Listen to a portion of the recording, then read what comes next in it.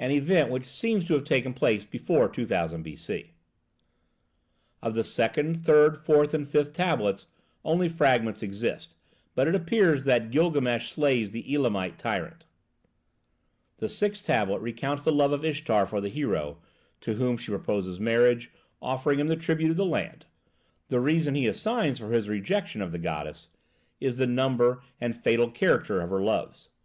Among the objects of her affections were a wild eagle, a lion, a war horse, a ruler, and a husbandman, and all these came to grief. Ishtar, angry at her rejection, complains to her father Anu and her mother Anatu, and begs them to avenge her wrong. Anu creates a divine bull and sends it against Gilgamesh, who, however, with the aid of his friend Yabani, slays the bull. Ishtar curses Gilgamesh, but Yabani turns the curse against her. The seventh tablet recounts how Ishtar descends to the underworld, seeking some better way of attacking the hero. The description of the Babylonian Sheol is one of the most effective portions of the poem, and with it George Smith connects a well-known poem which relates the descent of Ishtar to the underworld. The goddess goes down to the house of darkness from which there is no exit, and demands admittance of the keeper, who, however, by command of the queen of the lower world, requires her to submit to the condition imposed on all who enter. There are 7 gates, at each of which he removes some portion of her ornaments and dress.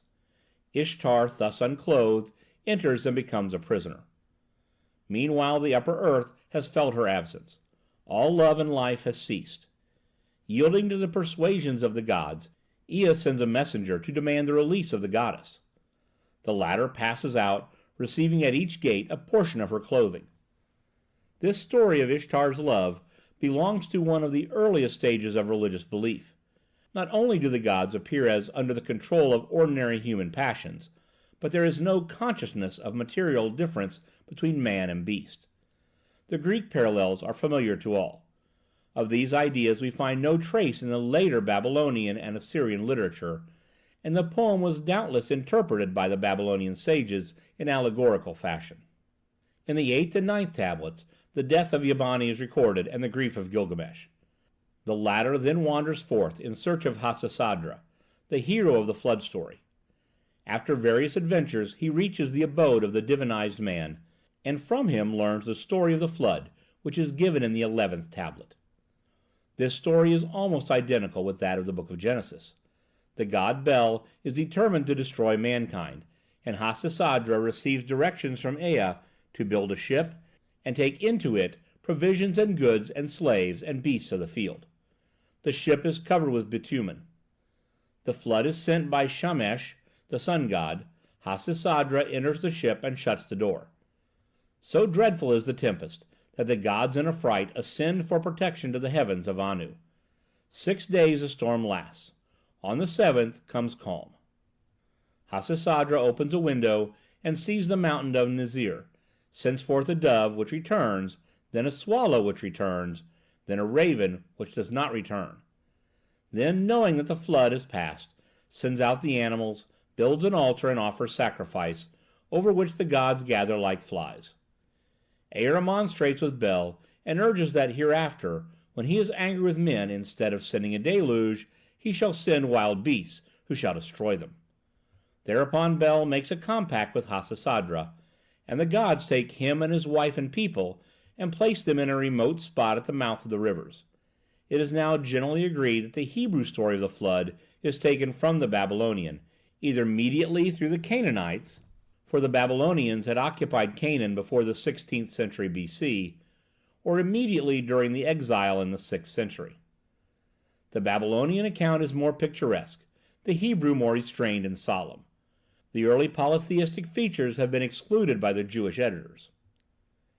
In addition to these longer stories, there are a number of legends of no little poetical and mythical interest.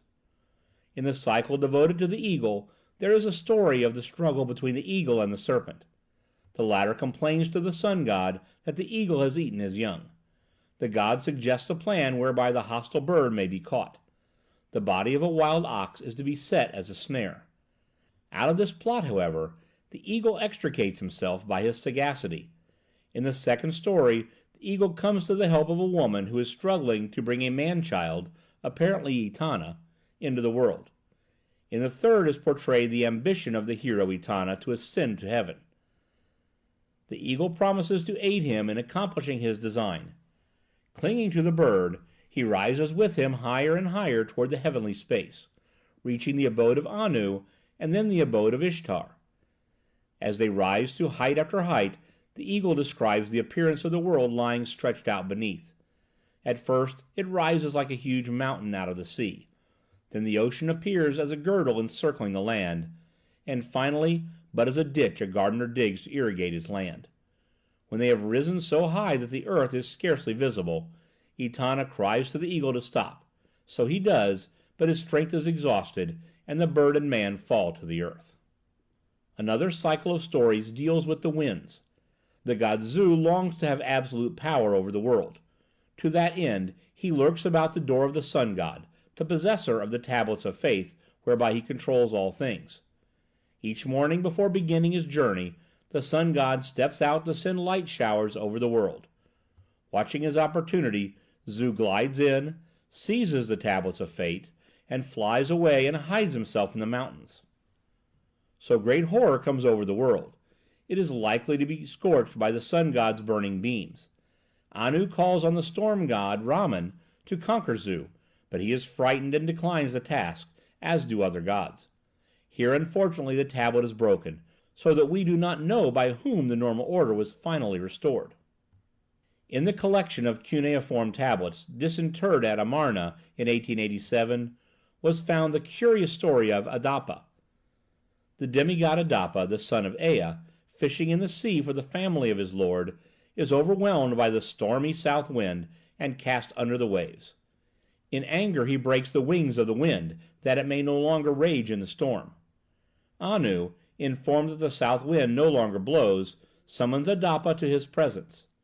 Ea instructs his son to put on apparel of mourning, present himself at Anu's gate, and there make friends with the porters Tammuz and Izida, so they may speak a word for him to Anu.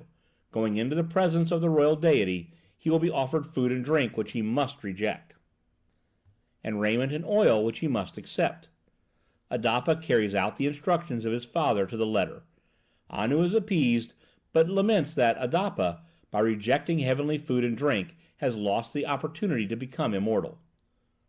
This story, the record of which is earlier than the 16th century BC, appears to contain two conceptions. It is a mythical description of the history of the south wind, but its conclusion presents a certain parallelism with the end of the story of Eden in Genesis.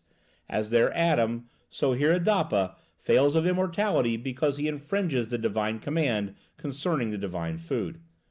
We have here a suggestion that the story in Genesis is one of the cycle which deals with the common earthly fact of a man's mortality. The legend of Debara seems to have a historical basis.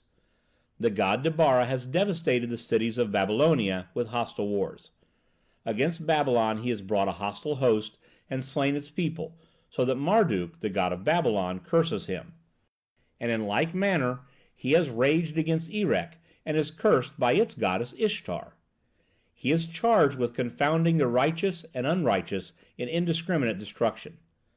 But Debara determines to advance against the dwellings of the king of the gods, and Babylonia is to be further desolated by civil war. It is a poetical account of devastating wars as the production of a hostile deity. It is obvious that these legends have many features in common with those of other lands, myths of conflicts between wind and sun, and the ambition of heroes to scale the heights of heaven. How far these similarities are independent products of similar situations, and how far the results of loans cannot at present be determined. The moral religious literature of the Babylonians is not inferior in interest to the stories just mentioned. The hymns to the gods are characterized by a sublimity and depth of feeling which remind us of the odes of the Hebrew Psalter. The penitential hymns appear to contain expressions of sorrow for sin, which would indicate a high development of the religious consciousness. These hymns,